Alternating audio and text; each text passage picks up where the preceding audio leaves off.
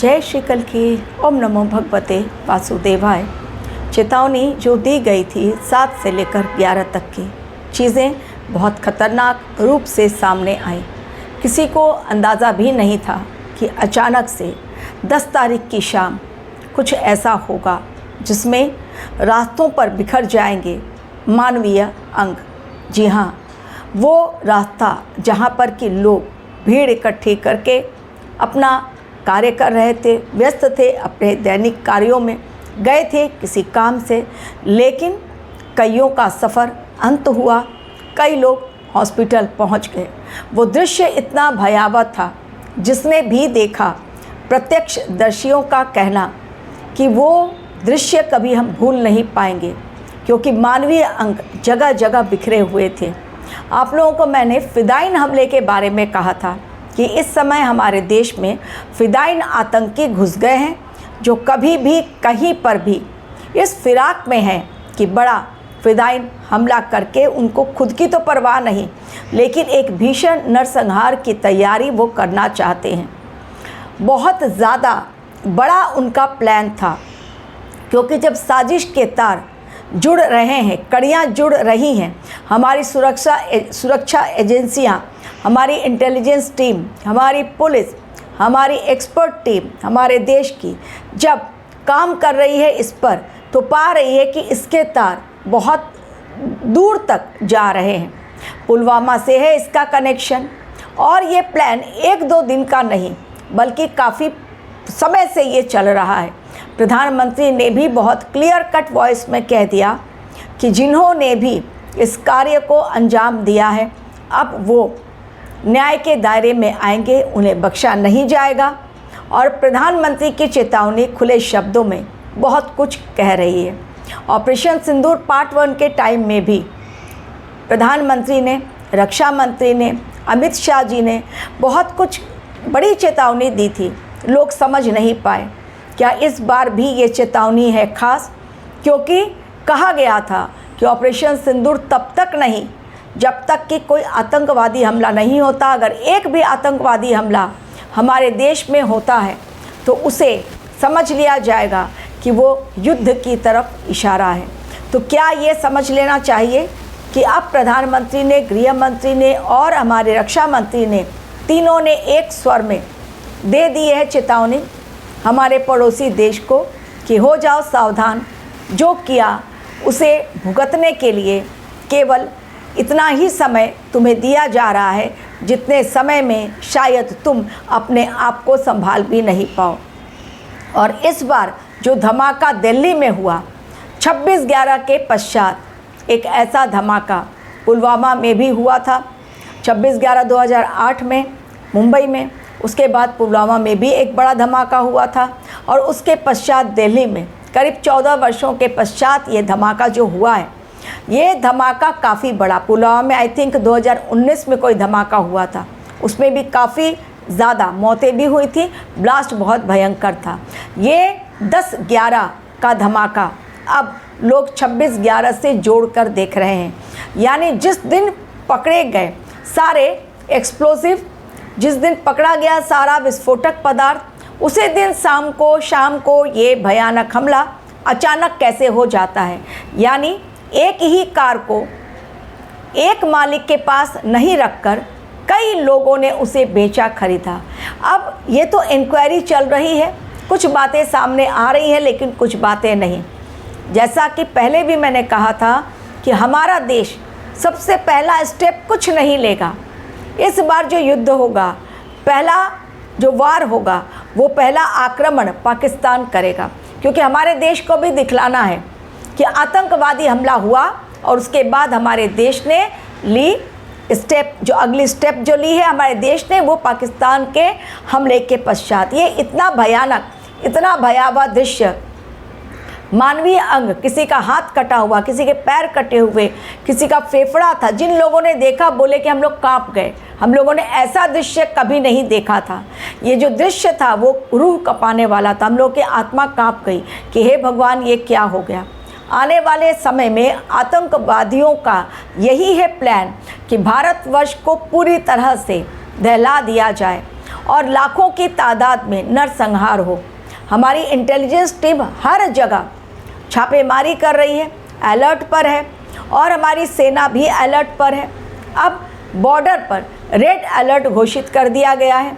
केवल बॉर्डर पर नहीं, और हमारे देश में कहाँ कहाँ पर यूपी रेड अलर्ट दे दिया गया है, क्योंकि यूपी में मैक्सिमम मंदिर हैं, तो यूपी में रेड अलर्ट घोषित कर दिया गया है।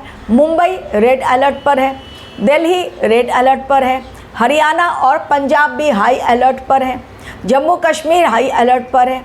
ऑलरेडी हमारे बॉर्डर पर बहुत कुछ हो सकता है आने वाले समय में, क्योंकि घुसपैठिए बिल्कुल फिराक में हैं कि कब वो घुसें और फिर कब बड़ा आतंकवादी हमला करें। एक्चुअल में ये आतंकवादी हमला जो हुआ है, ये केवल और केवल दिखलाने के लिए कि देखो हम लोग अंदर हैं, पकड़े भी गए तो भी इतने ज़्यादा तादाद में हम लोग अंदर आ चुके हैं कि कहीं पर भी हम लोग हमला कर सकते हैं, और नुकसान तो भारतीयों का होगा ही होगा। आने वाले समय में जितने भी धार्मिक स्थल हैं उनकी सुरक्षा कड़ी कर दी गई है। यदि आप लोग भी जा रहे हैं धार्मिक यात्रा पर, द्वारकाधीश जा रहे हैं, अयोध्या जा रहे हैं, ऋषिकेश जा रहे हैं, मथुरा जा रहे हैं, हो जाए सावधान। जहाँ जहाँ पर भी आप धार्मिक यात्रा पर जा रहे हैं, अब आतंकवादियों का अगला निशाना धार्मिक यात्रा। पहले ही हमारे जो धार्मिक यात्रा ऑलरेडी स्टार्ट हुई हिंदुओं को एकजुट करने की, बाबा बागेश्वर की, वो भी निशाने पर है आतंकवादियों के, क्योंकि उन्होंने ठान लिया है कि हमारा देश हिंदू राष्ट्र घोषित होना ही चाहिए, तो उन्होंने पद यात्रा निकाल ली है, तो वो भी हैं आतंकियों के निशाने पर। लेकिन हमारी सेना और हमारी सुरक्षा एजेंसियां भी बहुत ज़्यादा सतर्क हैं। ग्रहों की चाल दे रही है खतरनाक संकेत फिर से एक बार। 12 से 15 नवंबर दरअसल केतु और चंद्र की युति बन रही है, और केतु और चंद्र का ग्रहण योग बन रहा है। और केतु और चंद्र का ग्रहण योग जब भी बनता है, ये खतरनाक लेवल पर जाता है। बहुत अप्रत्याशित घटनाएं फिर से घट सकती हैं। 12 से 15 नवंबर के बीच चीज़ें फिर से खतरनाक हो सकती हैं। इसलिए यदि आप लंबी दूरी की यात्रा पर जा रहे हैं, आप इस समय आप देख रहे हैं कि प्लेन इमरजेंसी लैंड कर रहे हैं, कहीं हवा में जाके प्रॉब्लम हो जा रही है, कहीं पर कुछ और प्रॉब्लम, लेकिन इमरजेंसी लैंडिंग करनी पड़ रही है। जो मैंने कहा था कि इस समय दर्दनाक घटनाओं की पुनरावृत्ति होगी। नवंबर का महीना 26/11 और उसके पश्चात अभी ये 10/11, इसके पश्चात पहले भी नवंबर में घटना हो चुकी है।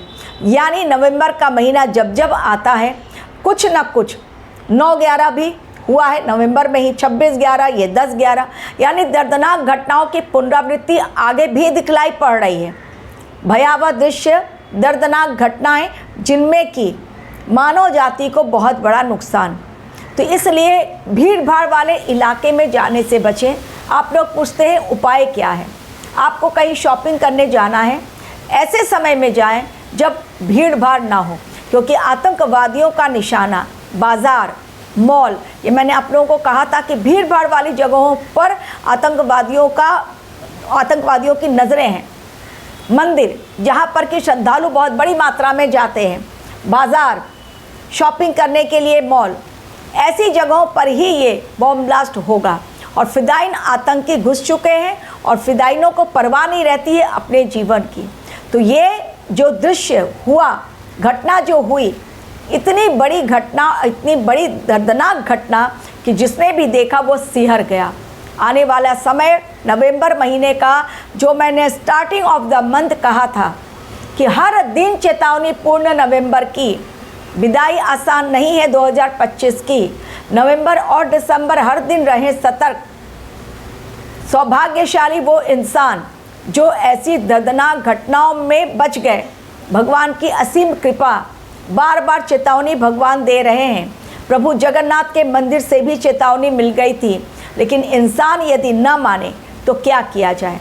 तो इसलिए जो चेतावनी ब्रह्मांड हमें दे रहा है, हमें उसकी तरफ भी ध्यान देना चाहिए। कई घायल हुए हैं, जो घायल अवस्था में पहुँचे हैं हॉस्पिटल में, उनकी भी हालत बहुत सीरियस। क्योंकि जो शीशे टूटे हैं वो शीशे टूटकर किसी के चेहरे में, किसी के छाती पर, किसी के हाथ में घुस गए। तो बहुत दर्दनाक ये घटना हुई है, अनएक्सपेक्टेड, किसी को भी नहीं पता था। नॉर्मल वे में सब लोग जा रहे थे क्योंकि बहुत दिनों से कोई घटना नहीं हुई ऐसी दर्दनाक। वाटर डिजास्टर हो रहा है या कहीं पर ट्रेन की एक्सीडेंट्स हो रहे, रोड एक्सीडेंट, तो लोग ये आतंकवादी हमले को बिल्कुल भूल गए थे, दिमाग से निकाल दिया था उन लोगों ने कि कहीं पर ऐसा कुछ होगा नहीं, छोटा मोटा ब्लास्ट होता रहता है। बहुत कैजुअली लोग ले रहे थे टाइम को, इसलिए अब ब्रह्मांड ने दिखा दिया ये समय हल्के में ना ले। तो जैसा मैंने कहा, धार्मिक स्थल पर अब इसके बाद खतरा बढ़ा है। दिल्ली में अभी भी खतरा टला नहीं है। मुंबई, पश्चिम बंगाल, उड़ीसा, हरियाणा, पंजाब, गुजरात, जहाँ से कि 3 आतंकवादी पकड़े गए।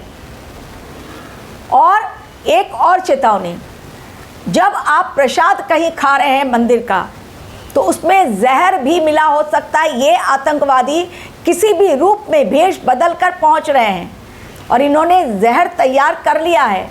छिड़काव कर देंगे, सेकंड के अंदर पता भी नहीं चलेगा। और जब सीसीटीवी कैमरा चेक होगा तब पता चलेगा, तब तक तो न जाने कितने की जान गई। इसलिए आप अपने घर से प्रसाद बना कर ले जाएं, चढ़ा दें और उसे फिर ग्रहण कर लें, क्योंकि यहाँ वहाँ कहीं से भी आप प्रसाद खरीदते हैं, दुकानदारों को भी शायद पता नहीं कि उनके प्रसाद में जहर किसने आकर कब मिला दिया। बहुत खतरनाक तैयारी। डॉक्टर, उन्हीं डॉक्टर के पास जाएं जो कि आपके फैमिली डॉक्टर हैं। अननोन डॉक्टर के पास ना जाएं, क्योंकि इंजेक्शन भी जहरीले तैयार हो गए हैं लोगों को मारने के लिए।